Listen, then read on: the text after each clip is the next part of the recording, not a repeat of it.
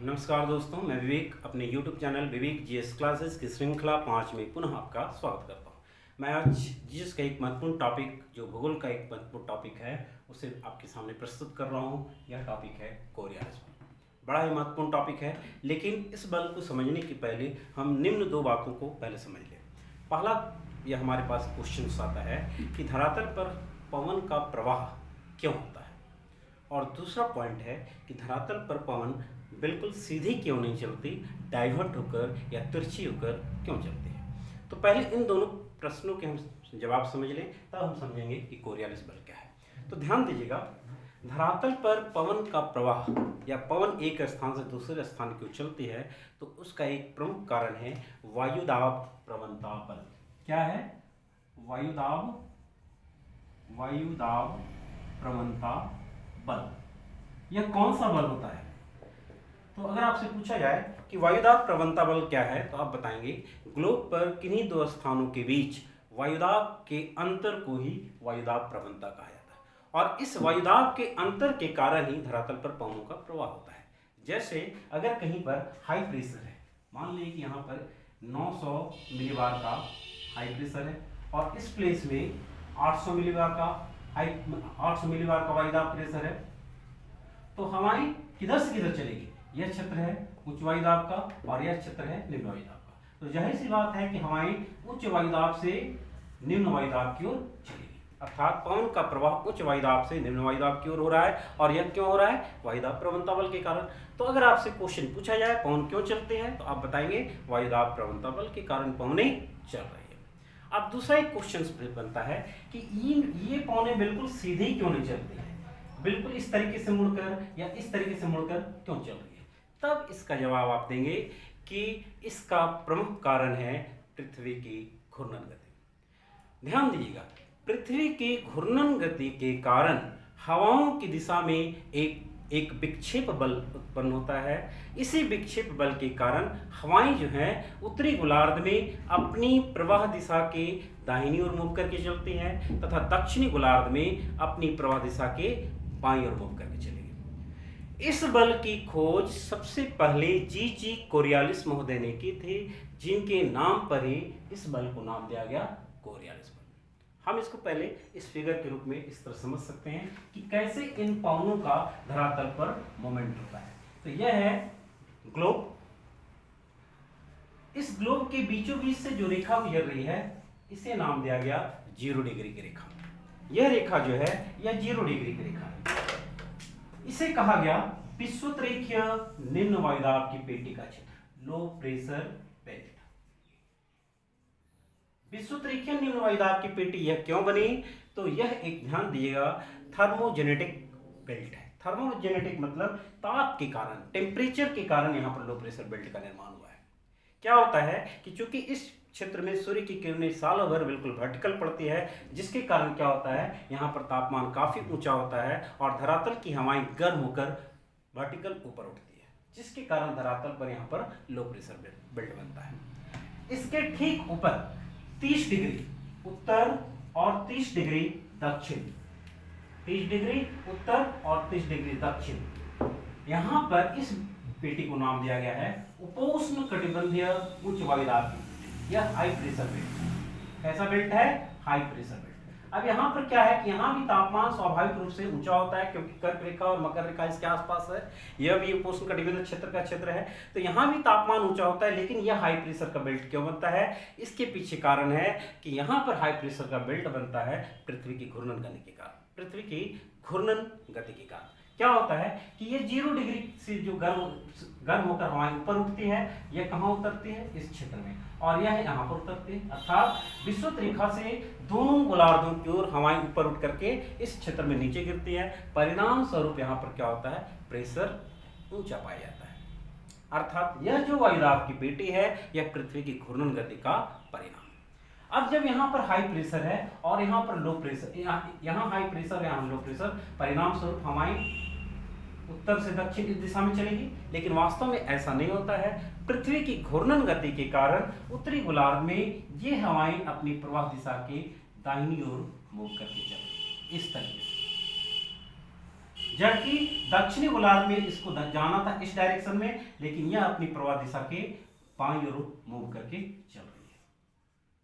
अर्थात हम स्पष्ट रूप से देख रहे हैं कोरियोलिस बल के प्रभाव के कारण उत्तरी गोलार्ध में हवाओं का प्रवाह अपनी प्रवाह दिशा के किस दिशा में हो रहा है, दाहिनी ओर, राइट हैंड, और दक्षिणी दिशा उत्तरी दक्षिणी गोलार्ध में क्या हो रहा है, बाईं ओर, दक्षिणी गोलार्ध में बाईं ओर। इसी बल की खोज कोरियोलिस महोदय ने की थी, जिसके कारण इस बल को कोरियोलिस बल के नाम से जाना। ध्यान दीजिएगा, यह जो काम हो रहा है पूरे उत्तरी गोलार्ध में हो रहा है, दाहिनी ओर मूव करना और दक्षिणी गोलार्ध में बाईं ओर मूव करना, इस तरीके से। और इस आधार पर, इसी बल के आधार पर ग्लोब पर 3 अस्थायी पवन पेटियों का विकास हुआ है। ये 3 अस्थायी पवन पेटी कौन है, तो उपोष्ण कटिबंधीय उच्च वायुदाब से विषुवत-रेखीय निम्न वायुदाब की ओर चलने वाली पवन को नाम दिया गया व्यापारिक पवन। क्या नाम दिया गया, व्यापारिक पवन। अगर आपसे क्वेश्चन पूछा जाए कि व्यापारिक पवन की स्थिति बताइए या उनकी प्रवाह दिशा बताइए, तब आप क्या कहेंगे कि व्यापारिक पवनें वे पवनें होती है जो उपोष्ण कटिबंधीय उच्च वायुदाब से विषुवत-रेखीय निम्न वायुदाब की ओर चलती है, जिसकी प्रवाह दिशा उत्तरी गोलार्ध में उत्तर पूर्व से दक्षिण पश्चिम की ओर तथा दक्षिणी गोलार्ध में दक्षिण पूर्व से उत्तर पश्चिम की ओर हो रही है।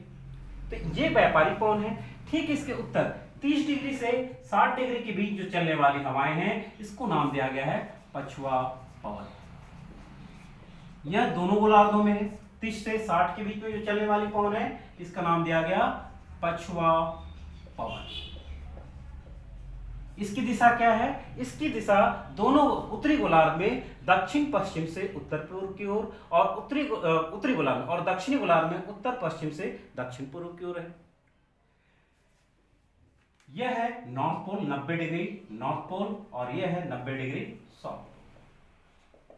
तो उत्तरी गोलार्ध में ध्रुवीय उच्च वायुदाब से उपध्रुवीय निम्न वायुदाब की ओर चलने वाली पवन, जिसकी दिशा उत्तरी गोलार्ध में उत्तर पूर्व से दक्षिण पश्चिम की ओर होती है, इसे नाम दिया गया ध्रुवीय पवन।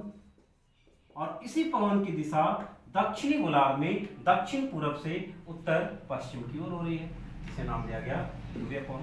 तो ग्लोब पर ये 3 अस्थायी पवन पेटी बनती है, जिनकी प्रवाह दिशा जो है वह पृथ्वी की घूर्णन गति का परिणाम है।